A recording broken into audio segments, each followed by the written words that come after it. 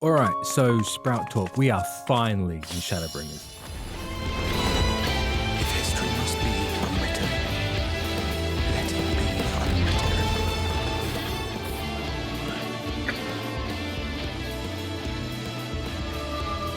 I get it. Become what you must. Sensational.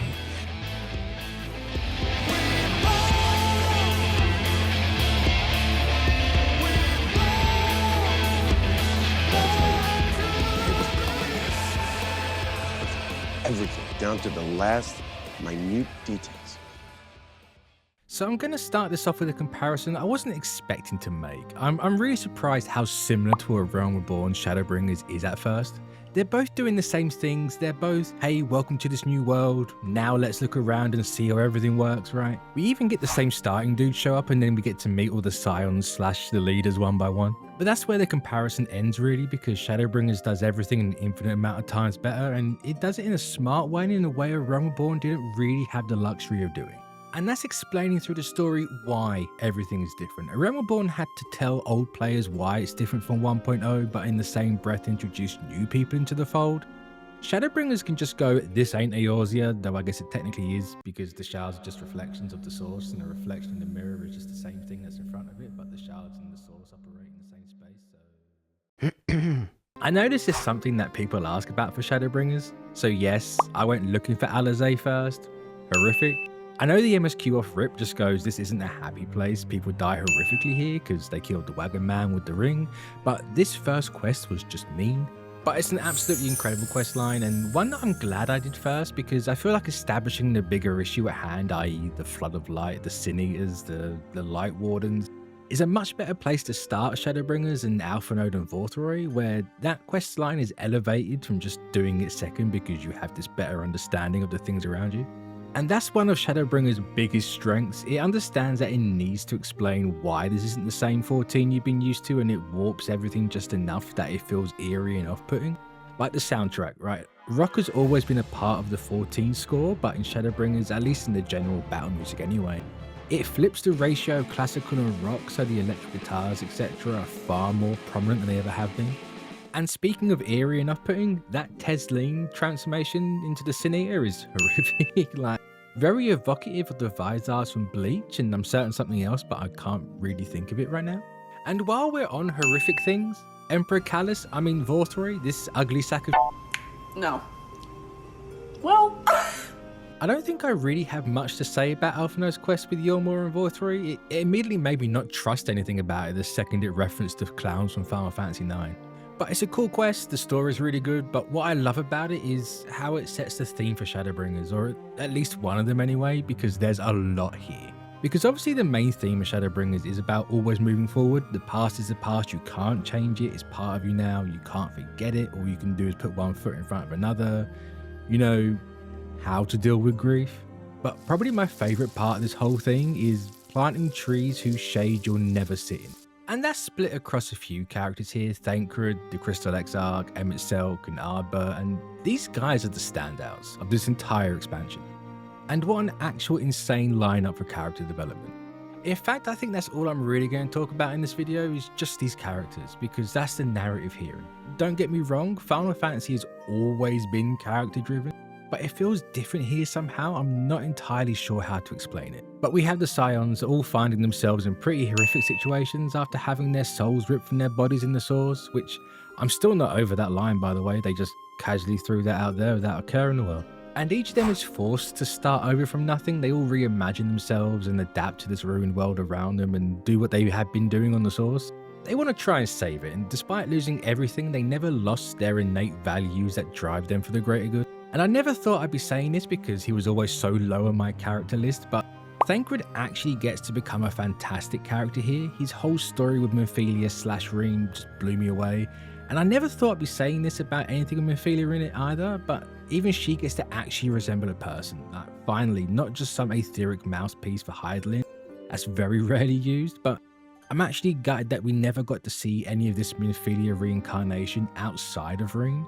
Not that I think we needed to see that, but after how dense Shadowbringers is with its characters, I feel like it's a bit of a missed trick to not really give our Minfilia something more than, "I'm tired now, do you want me to take over, or are you okay with being the new me?" and just giving the rest to Reen and Thancred. But that's purely a greed thing. It's my sin of greed, I just wanted more. But I believe that Thancred and Reen's story is the embodiment of Shadowbringers thematically. We have this character that struggles to come to terms with the loss of his adopted daughter and just becomes static in his life, right? But he's then shown not only her again, but another young girl that is nearly identical to her, and that opens up all the old wounds and it just consumes him. But this sort of story never just affects one party, it always bleeds onto others, and this new Minfilia starts to believe that Thancred is blaming her somehow for his Minfilia's death, and that he hates her for not being his version of Minfilia. And this just compounds Reen's own personal burdens that have been forced onto her, that she's the single most important person to exist because she's the only one that can save the first. And of course the events of the story unfold and Thancred comes to terms with everything and starts the process of moving on from his grief and understanding the pain he's caused Reen. And every action has a reaction, and it allows Reen to take that first step into becoming her own person and being able to live with that choice without fear of the consequences and accepting the responsibility of being the Oracle of Light. And that's the entire expansion. Unshackling yourself from the past. I also want to say that Reen is a thematic parallel for the rejoining, because Shadowbringers likes to remind you a lot that the rejoining the shards with the source thing is Armageddon for someone. It's basically the incursions from Hickman's Avengers, New Avengers run into Secret Wars if you've ever read them. But that's the same with Minfilia and Reen. Two things occupying the same space. One has to move and only you have that choice. There's no real right or wrong answer here, but in the context of not being able to move on, there's a very obvious right answer here. The past is the past, you can't change it, you can't forget it, it's a part of something now. And I believe that's why Reen exists, is to make the player realise that while the shards shouldn't exist in the first place, that was a mistake. It's too late now, there's something / someone new here that doesn't need to prove their right to exist. But I really need to talk about the planting trees of Shadowbringers, because this is my favourite thematic narrative to all of this, and it's going to lead us nicely into the last part. And when I say planting trees, I mean doing something in which you're not going to be seeing the results of. You're doing something for future generations. You're not doing it for yourself. And to borrow a lyric real quick. Listen, to suffer, to entrust unto tomorrow. We're going to put a pin in answers for now. But Ardbert and the first Warriors of Light are the core of this. They did everything that was asked of them to save the world and they came up short, but in the end they had to sacrifice themselves to stop the Flood of Light. Now that obviously doesn't completely save the world, but the seed is planted. And while Ardbert's spirit is forced to stick around for another 100 years, without that happening the first falls.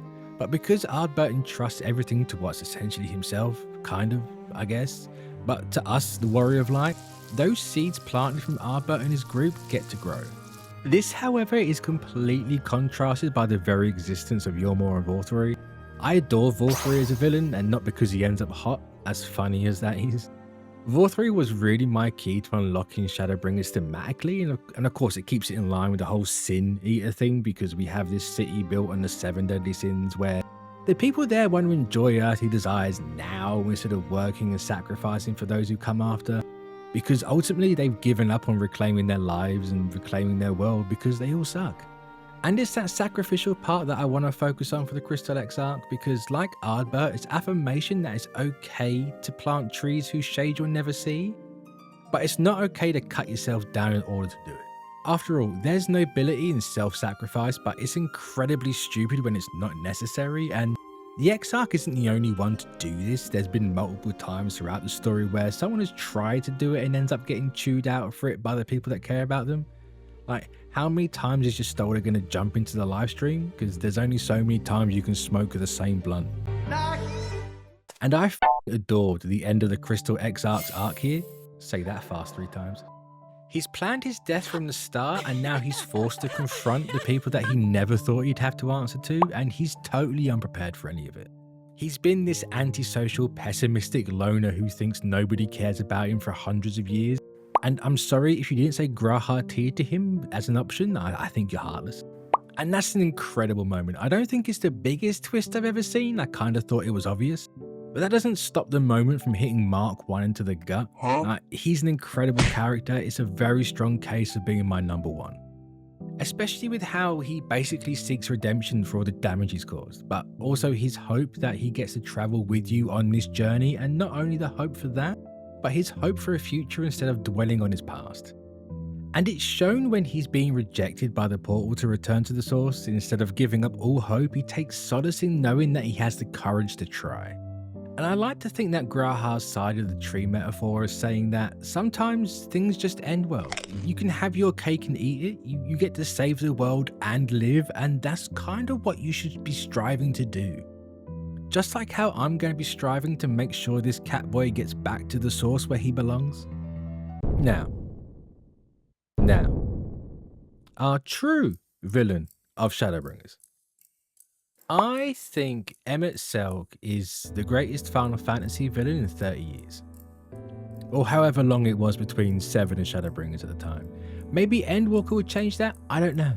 But it's his refusal to move on, like the inability to face his own reality and the tragedy that he and the Ancients suffered.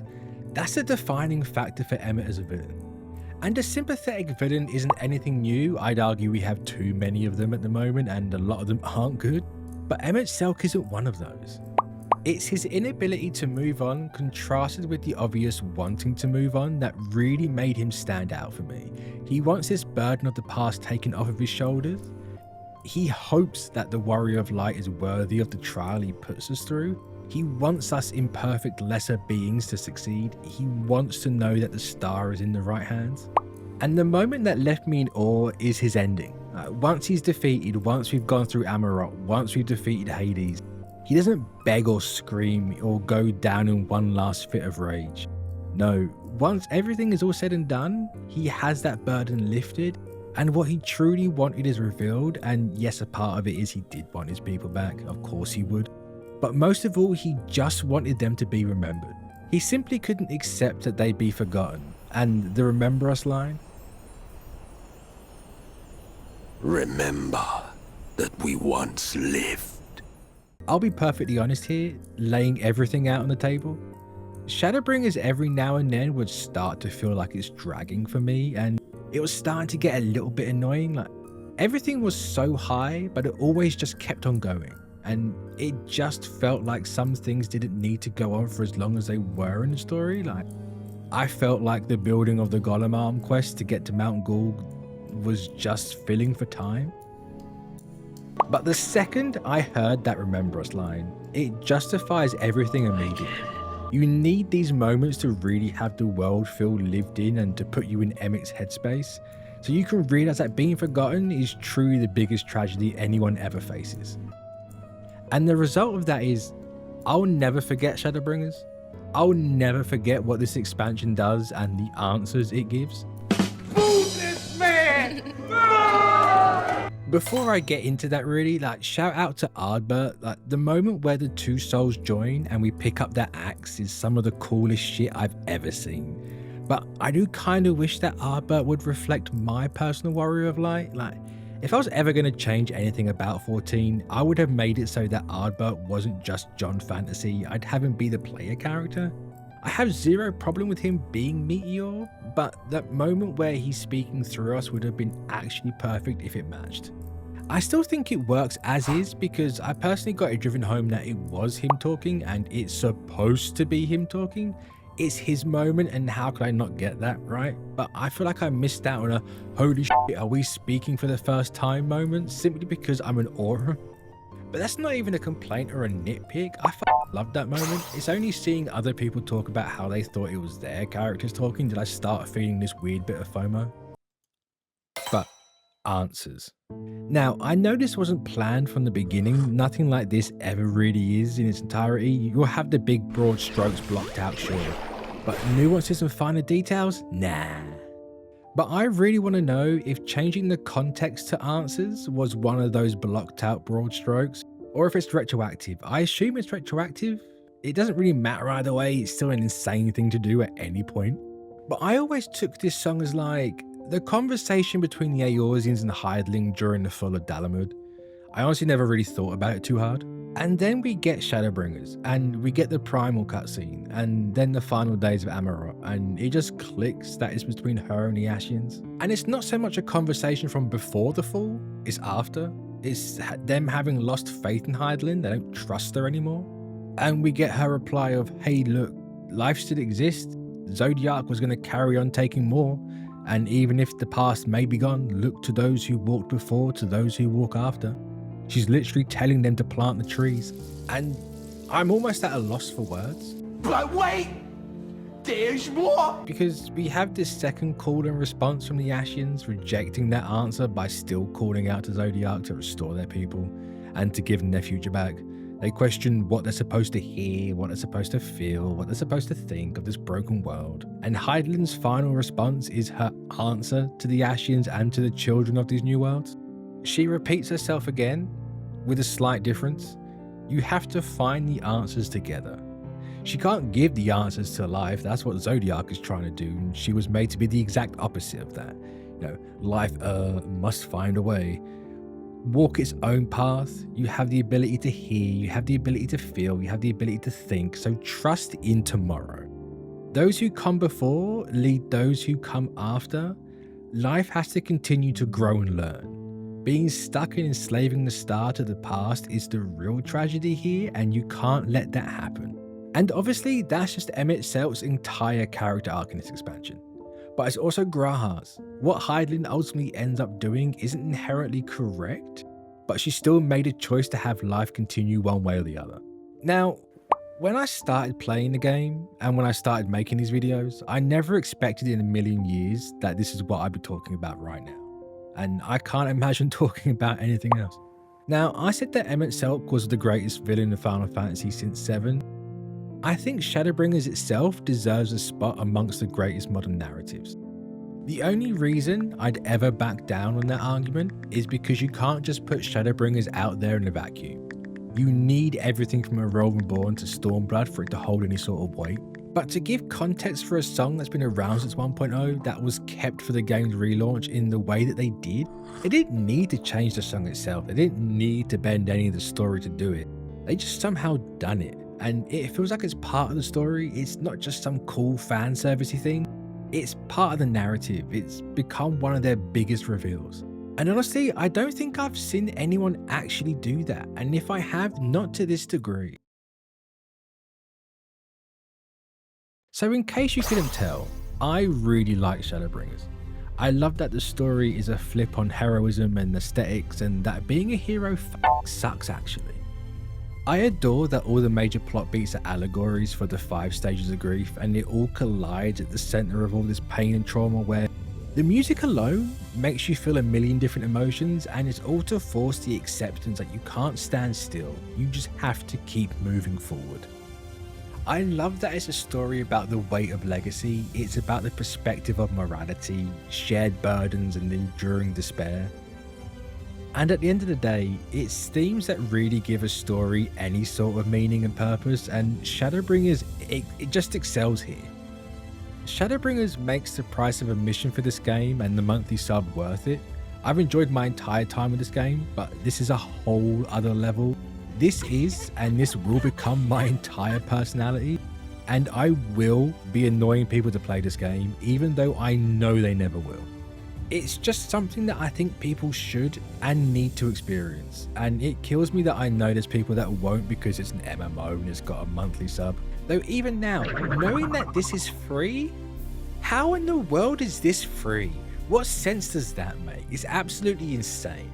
I respect the shit out of it. I'll never understand it, but I respect that level of confidence in your story.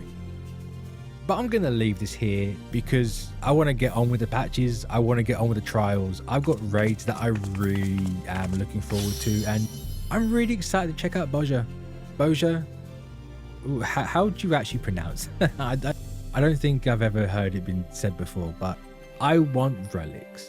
And yes, for the emotional vampires, man's cried a few times. You can probably tell where. So let me just end this with a thank you so much for watching. I hope you enjoyed it because I fucking love making it. And if you want to see more, hit the like button, drop a comment down below and subscribe to make sure you don't miss the next one. I promised last time it wouldn't be another 6 months, and I kept to that. So make sure to check out what else we've got on the channel. Pro and Noob has wrapped up Attack on Titan. I don't know when we'll be back for the next season, but we will make it back sooner rather than later. And with that, I've been Mitch692, and as always, you've been great, and this has been the Sprout Talk for Final Fantasy XIV Shadowbringers. So, peace!